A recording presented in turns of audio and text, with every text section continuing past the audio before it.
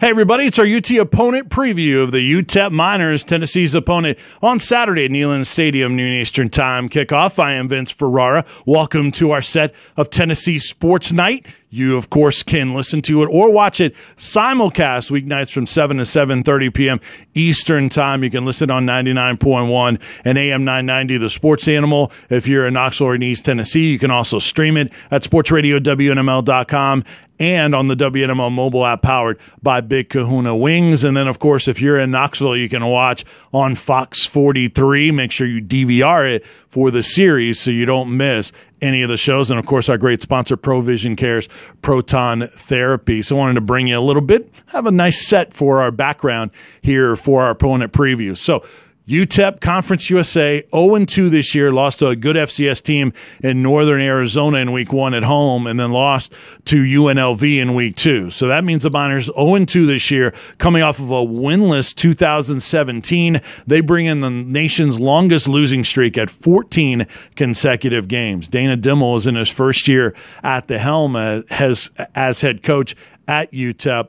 Dimmel was on Bill Snyder's staff at Kansas State as part of their rebuild that was amazing. They started out 131-1 and ended up turning things around there at K-State. So Dimmel has had a almost miraculous rebuild before, and he's got his work cut out for him at UTEP. I talked to Dana Dimmel this summer, and he told me that he would visit with former assistant and current longtime friend Mark Stoops, Kentucky's head coach, and talk to him about ways to have success against Tennessee. I thought that was interesting that he would, one, do it, two, say it, and he wasn't shy about that. He also said that the team would arrive in Knoxville early on Friday and walk the stadium, take in the atmosphere and the environment, because he says there's just not many that are as good as the atmosphere at Tennessee. You know, he's actually coached in Neyland Stadium before.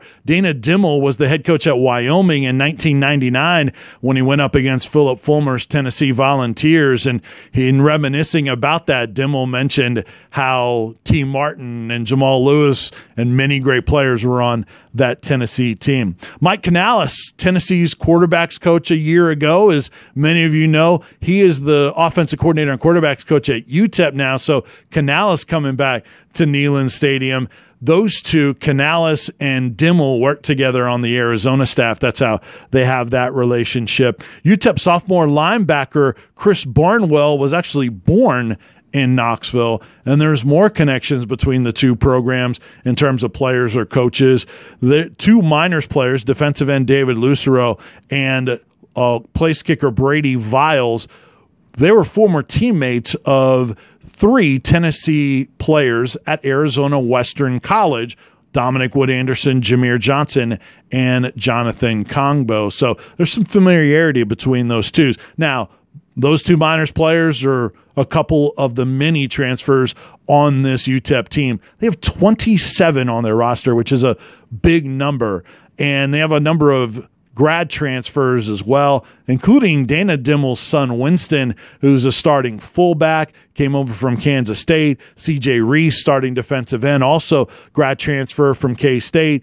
A.J. Hotchkins is a linebacker. He's a grad transfer from Oregon. They got a bunch of JUCOs as well, and as you guys know, the JUCOs, sometimes they'll work out and be a quick fix, and other times they will not. Another transfer is quarterback Kyle Locksley. He's a former Texas Longhorns quarterback, never played there, briefly moved to wide receiver, then left Texas, went to junior college, moved back to quarterback, and then ended up being a JUCO All-American and then signing with UTEP. Now, Locksley's talented, has length, 6'4", 205, athleticism, runs a 4.5 40.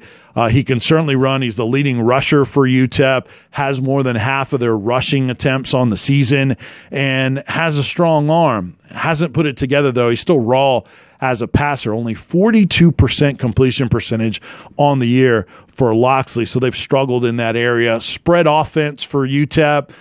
multiple. They'll do a lot of different things, but you'll see a lot of 4 receiver looks. That means a lot of nickel and dime coverage for Tennessee defensively with that star DB position and also the money extra 6 DB for Tennessee as well in the game, an awful lot. Also, UTEP lost maybe their best offensive lineman in Darren Gatewood just before the season started to a season-ending ACL injury, so that certainly hindered the UTEP offense as well. Now, defensively, 4-2-5 defense, multiple there as well. You'll see some 3-down looks for them also. They'll change things up quite a bit. Now, one thing for sure, all Dane Dimel defenses historically have been very aggressive. He doesn't believe in bend but don't break. They'll take chances, try to create turnovers. So Tennessee has protected the football all season long with one of only 3 teams that's played 2 or more games around the country in the FBS that has not turned the ball over. So UTEP will try to force that issue.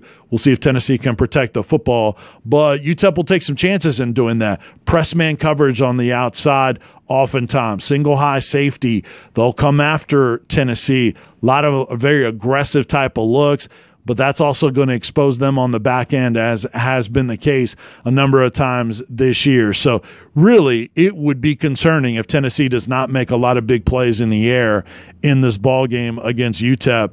Defense also has a tough time getting off blocks.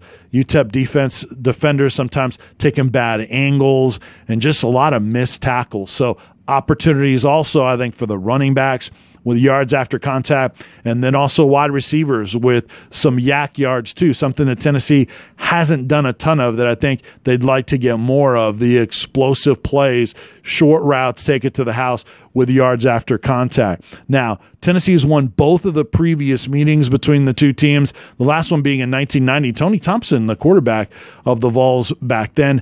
UTEP 1-9 all-time against the Southeastern Conference, 0-9 on the road. And now the only win for UTEP against an SEC team was in the 1967 Sun Bowl against Ole Miss. Now, matchup to watch in this game, in my opinion, it's Tennessee's linebackers, Daniel Batuli and Darren Kirkland Jr., the inside backers, against quarterback Kyle Locksley for UTEP and their running back in Quadre Wadley.